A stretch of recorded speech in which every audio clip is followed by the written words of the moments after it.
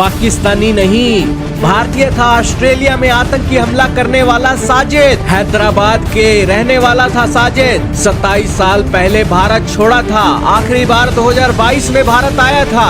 जी हाँ दोस्तों, ऑस्ट्रेलिया में हुए आतंकी हमले ने पूरी दुनिया को दहला दिया जब बेकसूर यहूदियों के ऊपर एक मुस्लिम आतंकवादी ने हमला किया। शुरुआत में इसकी खबरें इजराइल के मीडिया और ऑस्ट्रेलिया के मीडिया और अमेरिकी मीडिया से भी एक जारी की जा रही थी और बताया जा रहा था कि ये जो एक टेररिस्ट है साजिद, ये पाकिस्तान का नेशनल है और ये जो नावीद है ये पाकिस्तान की एक यूनिवर्सिटीज के अंदर पढ़ा हुआ है। लेकिन दोस्तों, अब फिलीपींस की सरकार सामने आई है और कह रही है कि ये साजिद अकरम पाकिस्तान का नेशनल नहीं है, बल्कि भारतीय पासपोर्ट से इनके देश के अंदर दौरा करके गया है और 27 दिन रह कर गया है। दोस्तों, ये न्यूज जैसे ही आई, भारत के मीडिया और भारत के पैरों तले से जमीन खिसक गई कि ये यहूदियों पर हमला करने वाला जो एक व्यक्ति था वो भारतीय था। लेकिन इस बात से इंकार नहीं किया जा सकता कि ये एक मुसलमान था। अब मुसलमान दोस्तों अहमद अल अहमद भी था जिसने इस आतंकवादी के हाथ से बंदूक भी छुड़वाई थी। अब मुसलमानों में भी मुसलमान की कई कैटेगरी हो गई और ये एक डेवलपमेंट देखने को मिली। लेकिन दोस्तों, पाकिस्तानी अब भारत के ऊपर आरोप लगा रहे हैं। जैसे भारत का मीडिया पाकिस्तान पर आरोप लगा रहा था कि पाकिस्तानी टेररिस्ट भेजते हैं, वैसे ही भारत के ऊपर आरोप लगा रहा है पाकिस्तान और कह रहा है कि भारतीय टेररिस्ट भेजते हैं। अब भारत की मीडिया कह रही है कि 27 साल पहले इस बंदे ने भारत से बीकॉम की थी और नौकरी की तलाश में नवंबर 1998 में ऑस्ट्रेलिया चला गया था और बाद में उसने यूरोपीय मूल की महिला, जो कि इटली की बताई जा रही है, पता नहीं किस देश की नागरिक है, जिसका नाम वेनेरा ग्रोसा है, उससे शादी कर ली थी और स्थायी रूप से वहीं बस गया था।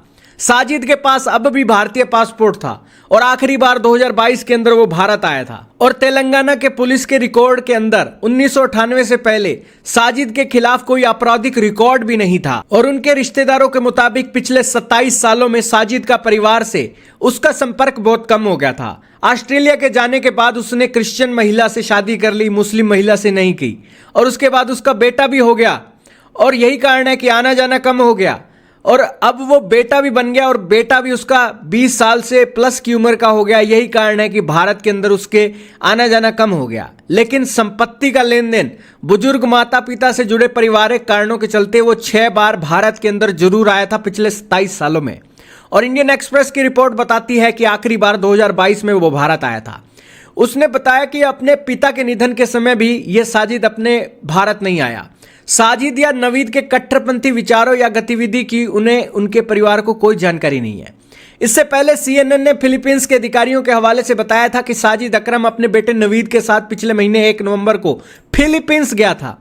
इस दौरान साजिद ने इंडियन और उसके बेटे ने ऑस्ट्रेलियन पासपोर्ट से इस्तेमाल करके उसका सफर किया था।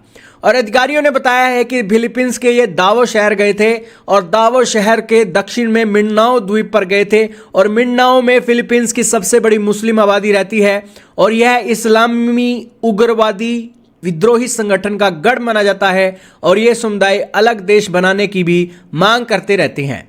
इसके अलावा आतंकियों की गाड़ी से इस्लामिक स्टेट के 2 झंडे बरामद हुए थे जिससे उनके ISIS से जुड़े होने का अनुमान भी लगा दिया गया था। दोस्तों, यहूदियों के रोते हुए एक चेहरे की तस्वीरें देखकर दिल दहल जाता है। लेकिन आज जो यहूदी जिंदा हैं वो आज डर के साए में जी रहे हैं कि कहीं कोई मुस्लिम आतंकवादी उनके ऊपर गोली ना चला दे। ये कितना बड़ा टेरर है दोस्तों। एक जीना भी डर डर कर जीना, और एक बार इंसान मर जाता है तो मर जाता है, लेकिन हर एक सांस के साथ मरने का जो डर है वो यहूदी आज लेकर जी रहा है, जो सबसे बड़ी दिक्कत है। तो खैर दोस्तों, एक ऑस्ट्रेलिया ने तो कोई कोर कसर नहीं छोड़ी, भारत ने भी कोई कोर कसर नहीं छोड़ी इनको अच्छा एक एनवायरनमेंट देने के लिए। अब फिर भी इन मुस्लिमों ने हथियार उठाए हैं तो इनका अल्लाह जाने और ये मुसलमान जाने, क्योंकि भारत की सरकार ने इसको एक आपराधिक रिकॉर्ड ना होने के चलते इसको एक ऑस्ट्रेलिया जाने के लिए अपना पासपोर्ट का इस्तेमाल करने दिया और ऑस्ट्रेलिया ने भी इसको दोनों हाथों से वेलकम किया कि आओ ऑस्ट्रेलिया को डेवलप करो, यहाँ पर मल्टी कल्चर की कम्युनिटी है, उनके साथ अपने लिविंग स्टैंडर्ड को ऊपर उठाओ। और तो और क्रिश्चियन लड़की से भी उसने शादी करा ली, उसके देश में कोई नियम कानून की भी सख्ती नहीं थी, हथियार भी दे दिए। इतना भरोसा ऑस्ट्रेलिया ने किया।